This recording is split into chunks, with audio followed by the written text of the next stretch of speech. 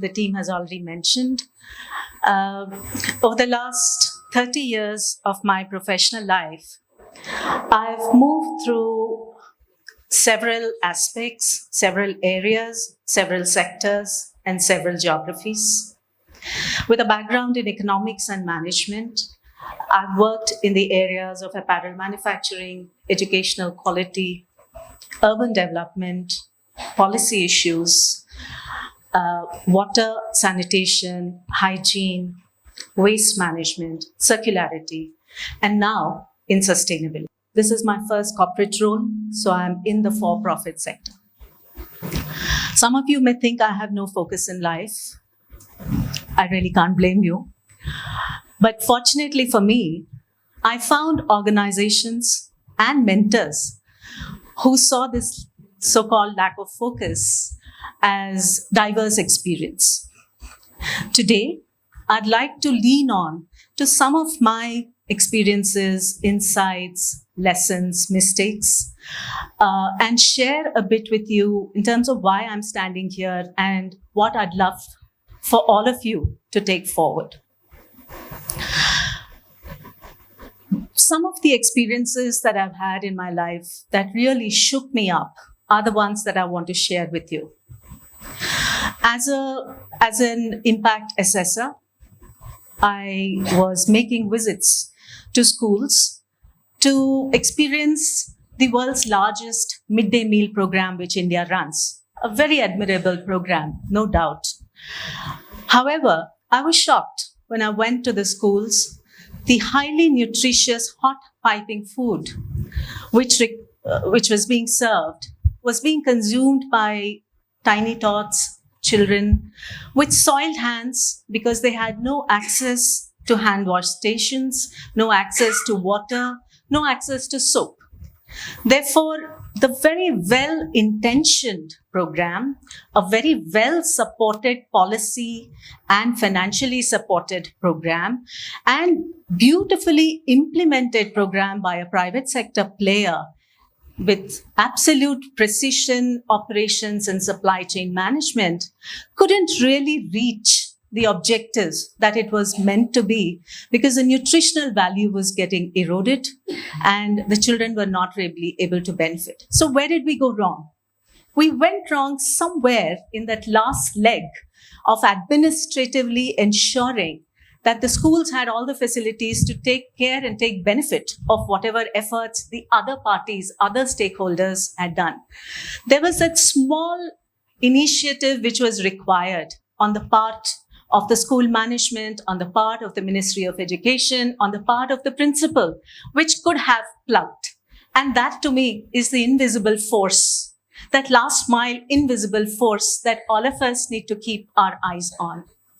Another incident, a visit to a slum where we were going to inspect and congratulate ourselves for building roads, cement roads in the slum. It was a full team of about 10 people. I was the only woman.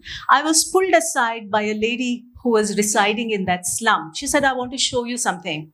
She pulled me into her small hut.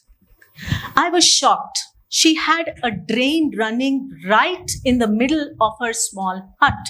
In the urban settlement, she had an infant in her hands, and she told me that my child keeps falling ill because I have to live in this house. I have a drain right in my house. It's a breeding ground for mosquitoes, and my child keeps falling ill. Do something for me. That stench has not left me till date. A transgender community member, when we were inaugurating a public toilet, told me that government has invested. The Supreme Court has said I can use any toilet, a male gender toilet or a women gender toilet, but it is people like you and me who are preventing the transgender community members from being able to use the toilets because we get scared whenever they walk around. For what reason you and I should evaluate. That's the invisible norms that we have, which we need to change. So I think these are the aspects that I'm bringing forward Apologies if the tone that I'm setting is a little not very happy. But the fact of the day is that as people who are sitting in this audience, we have some privileges, and it's time for us to look at these privileges, look at the various hidden forces, look at the various structures around us, and see where we can fit in and make a difference. I'd like you to see this entire conversation that I'm having with you today in the light of what you can do, what you can contribute. So when I ask you a question of what is true sustainability, there are bookish definitions, there are published definitions, but sustainability talks about systemic changes. Changes in systems, changes in our lifestyles, so that everything that we do is regenerative. It is about restoring biosystems, restoring ecosystems. It is about empowering communities. It is about setting responsible consumption and production patterns. This is what we do. It is a holistic approach which combines policy, implementation, a lot of behavior change from you and me, and monitoring to ensure that everything that we are doing is actually contributing and does not have any unintended consequences. So therefore, sustainability is not a UN initiative. It is something that you and I need to think in terms of how we imbibe. What are those invisible hidden forces that we need to attack together in order to achieve a life where we are contributing to the planet, where we are contributing to the well-being of people for generations to come. And planting trees alone will not help. I'm going to share with you today my thoughts, and I've jotted down about 5 such hidden forces. I'd like to spend some time discussing that and leave you with a question for you to work further on that and take it forward. The first invisible force, the narrative and story.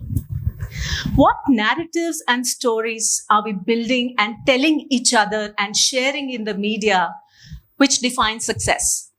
Who is successful? Is it someone?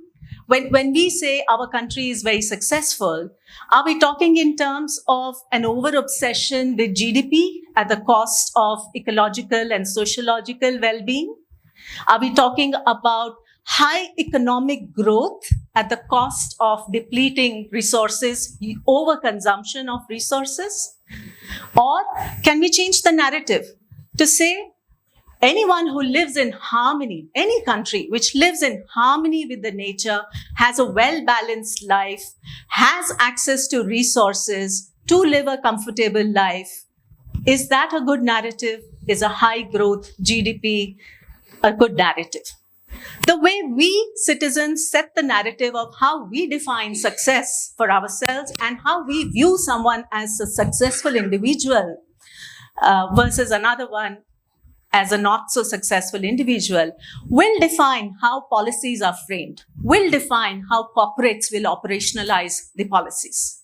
So the question that I want to leave you with is, what are the metrics you are using?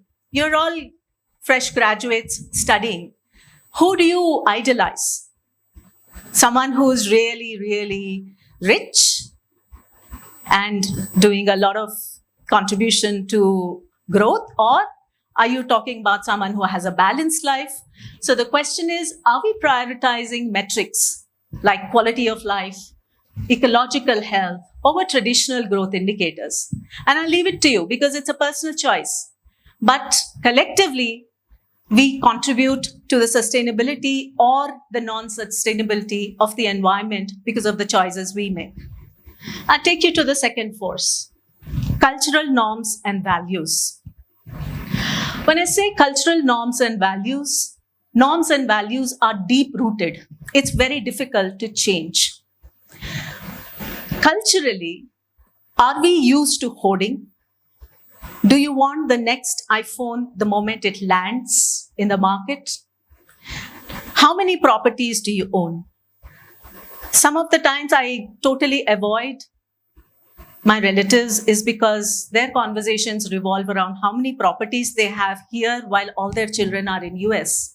So I don't know what they're going to do with the properties. The children are not going to come back. They are not going to live in more than one property. So I really don't know what they plan to do, but that's the conversation. That is a cultural norm. I judge someone by how many properties they own. Is that what we want to do in a society? Are we contributing to overconsumption? Ownership of resources requires production of resources. Sharing will contribute to everyone experiencing that resource without having to draw from natural resources. Have you thought of refurbished phones? Why do you need a new phone? Can we not use a refurbished phone? Have you thought of rental instead of buying? Have you thought of sharing? Giving away, thrift shops, secondhand. These are the things that you and I can make a difference at an individual level. Sometimes we laugh at our mothers and grandmothers when you see that the t-shirt that you did not want ended up as, for many uses. But that's exactly the culture that India has imbibed. But somewhere down the line, we seem to be losing that focus. So when we talk about cultural norms and values, I think it's important to celebrate reuse. It's important to celebrate recycle. It's important to celebrate sharing, rentals. The time has come. Ownership is passé. Today, we were just talking about how current generation probably doesn't want to own a car. One, because the traffic is crazy. Two, instead of driving, they rather prefer to sit at the back seat and look at their phones.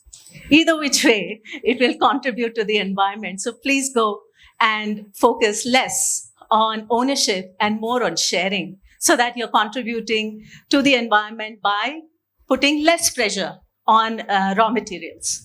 So the question that we are looking at here is, could redefining cultural norms around ownership and consumption accelerate responsible resource use? And that's a question that all of you need to look at and answer. Third force, economic incentives and disincentives. You see, the market forces often tends to look at short-term profits over long-term sustainability goals because that's visible. You're in the business, you have revenues to report on a quarter-to-quarter basis, you're evaluated on the EBITDA numbers that you contribute. You can't escape it. So you have to be in business. However, for doing your business and doing it profitably, can there not be a good ecosystem which allows you to do responsible activities but at a profit?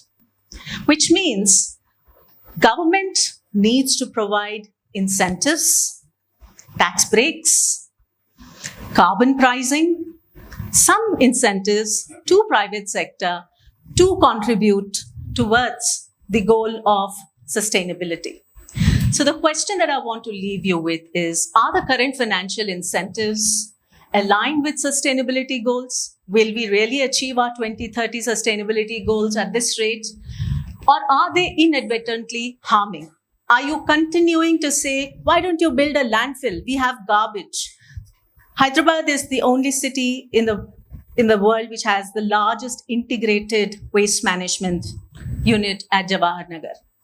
But imagine any other city, you have garbage piles. The government says, let's do a landfill. Take it to one corner and do a landfill versus incentivizing recycling of whatever recyclables can come out of the garbage.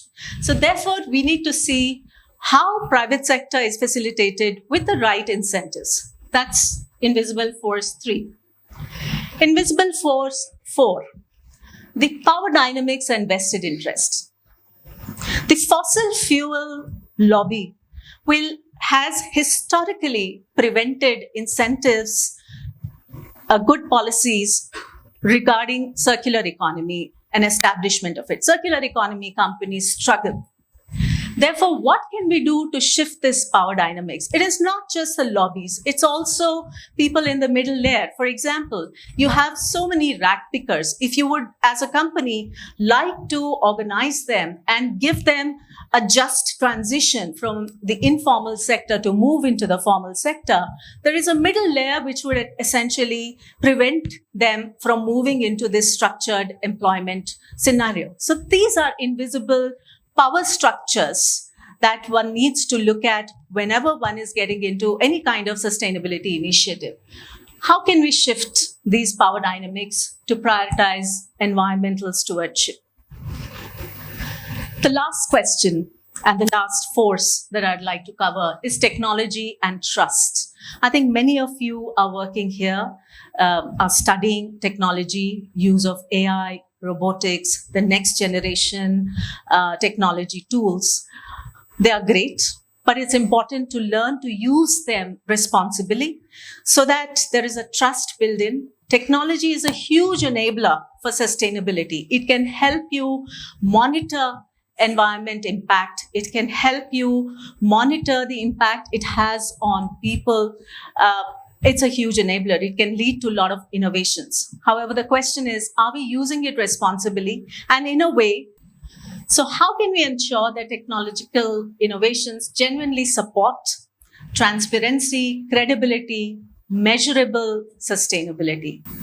With that, I would like to conclude by urging all of you to first look inwards. What can you do at an individual level to contribute to the sustainability goals and achievement of the same?